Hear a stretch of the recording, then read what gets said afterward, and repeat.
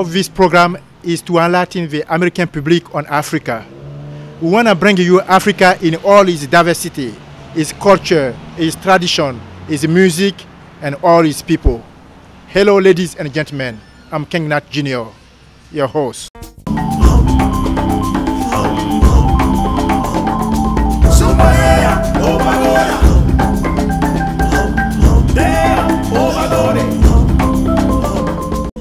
Now we're going to go to the safari, dance, and tour.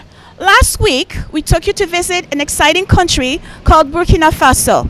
Today, we're going to take you back to the country of the honorable people. The Burkina Faso has a very, very interesting region that has many resources, many underground resources that has not been exploited yet, which for those people who are investing in any ground exploitations, any ground minerals, you might probably, it would be also a good idea to check out with Burkina Faso, which will dispose you all these, make it convenient for you to do your work there, to invest over there in Burkina Faso.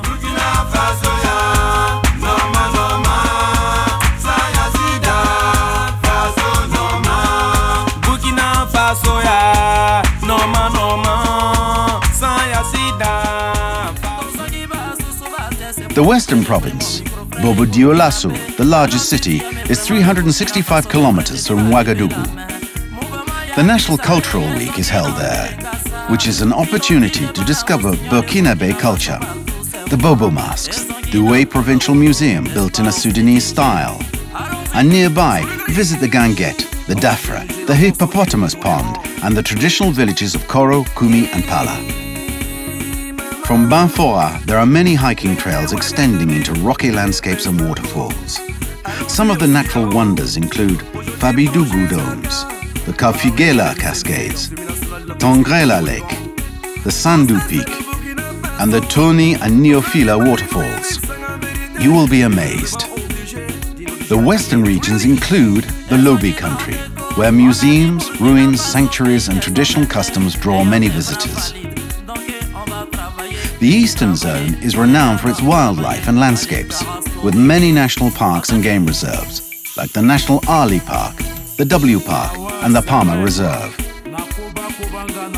The Burkinabe Sahel, a mysterious, seductive, and spectacular landscape, is still an itinerary for camel caravans.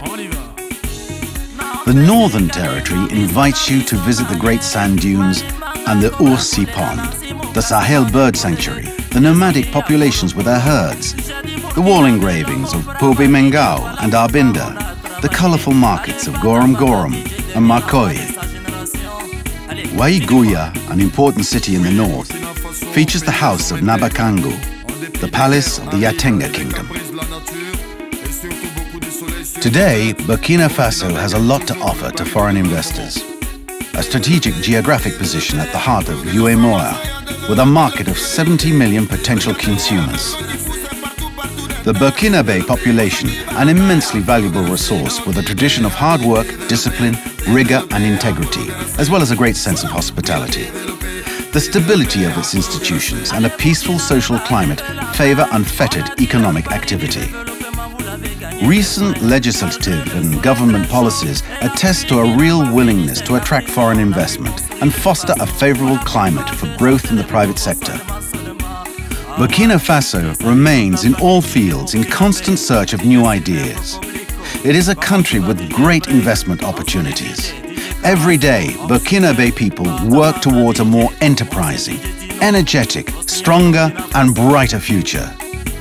Burkina Faso is a country to see and to experience, where there's a good life.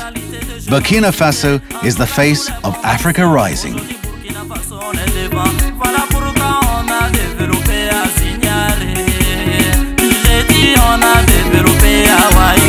I'm happy to be able to speak on behalf of the Talking Drum, the African Voice, because I think it represents exactly what we're trying to do with the African marketplace, which is bridging relationships between Africa and the African diaspora.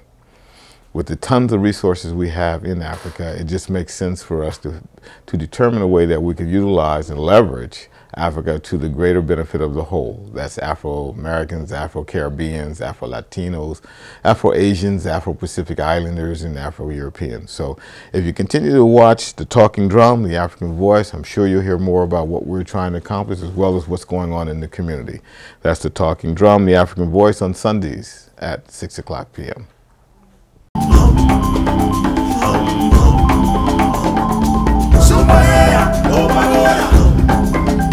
Now, on to our next segment. Today, our very own Cynthia Pope takes us to meet Mr. Russell Simmons. I'm sure a lot of you out there are rap fanatics. Today, you'll get the opportunity, thanks to Cynthia, to know more about Mr. Russell Simmons. You had a 6-week seminar. What would you tell the people in this room about the intangibles in the book that can help them not only access themselves, but also make a bigger contribution to their success, because all of our success really comes from within. And you really say that very well. So why don't you take them through that? The intangibles, so that has to do with the spiritual practices that are the basis of all of our success. So to know that we're spiritual beings with physical experiences first, to always know that and to have faith in that, because I think we all know that, you know, it's in the Bible, in the Quran, the Torah, it's in the Buddhist scriptures, in the Yoga Sutras, certainly, that the spirit's eternal and that it has, you know, such, you know, this is the obvious, you know, to some of us. But the fact is, you know, we all have to keep reaffirming in ourselves this truth, because lots of us, unless we are, you know, fully enlightened people, we are struggling with this truth. So the idea is to move towards a space where you have faith. The more faith, the better. They say, great yogi says the imagination is God itself. And then, you know, the path to God realization is hard work, dedication, and faith. And I say that because the great yogis, of course, can promote miracles. They don't need to be tested, because you may have a vision or imagine some great opportunity, but then you have to be tested before you can get to the finish line. With enough faith, there's no test. That's what Jesus would promote to you, that there was magic in just the imagination alone. And, you know, he said it. He said, when he said, all these things I do, you can do, and even greater. I didn't come to reveal myself, but yourself, to show you who you are. So each of us has that piece of God inside us, and we're all sons of God. And I know some Christians take exception, but lots of Christians will remind you that you're God, that you have in you as a baby, you know, you have the same potential if you are in that union. So that's the intangible, that's the idea that there is magic. When they say there's a secret, the book The Secret, there's no secret without God. That's obvious, so that's an important. Well, just to kind of amplify on that, one of the things that, and I really believe in this philosophy, you cannot find your center unless you're still and you're at peace. And most of us have so many distractions in our lives that we don't know what we're doing. So we're flailing around and we're not focused. And focus is what I see in this young man here. He's been serious for a long time about going after what he wants. And the whole question really is, you know, we don't fail, we just quit before we succeed. So this whole failure thing is something that we just give up on. So we're going to talk about that. Why don't you tell them about this whole success thing? How do you consider success? And let's break it down a little bit, because, you know, some of us still need to... I want to address something you said about stillness, because from the space that I'm referring to is complete stillness, and the idea of meditation and prayer is so critical. Meditation, why do we want to be still? So that we can see God, the miracles unfolding. That's what stillness is, it's presence. And that's when, you know, to be totally still, to be able to see things unfold, to be in a state of a union with God. So that's what Jesus and everybody promoted, the idea to be present. And in full presence, and you see everything. That's why the miracles, they say the great yogis don't promote miracles, for what? The world's in perfect order, but they can see it.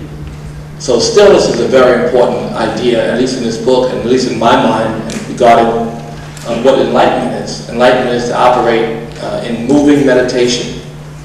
to see the world unfolding properly, and there's no fear, and there's no disconnect. To be a full servant, and then to know that it's only spirit. So that's what stillness is all about. That's why we meditate. That's why you try to move in meditation. You know, that's a practice, of course. But there are seconds where you see the world perfectly. You've been in a car accident. You see the world move slow. When you see something really beautiful and you're shocked into presence, that shock into, you know, the mind is empty. The state of yoga is about emptying the mind so that you can see God. That's the second sutra is, you know, union with God happens when there's no noise. So that's why you want to try to get the noise out of your head and operate with thy will, and because that's inside you is God, and you can't access it with the noise separating you from God. Okay. So that's very good. Today, the thought of the week said, if you understand the beginning well, the end will not trouble you. Thank you for staying with us from the beginning to the end. See you next week. I'm King Nat Jr.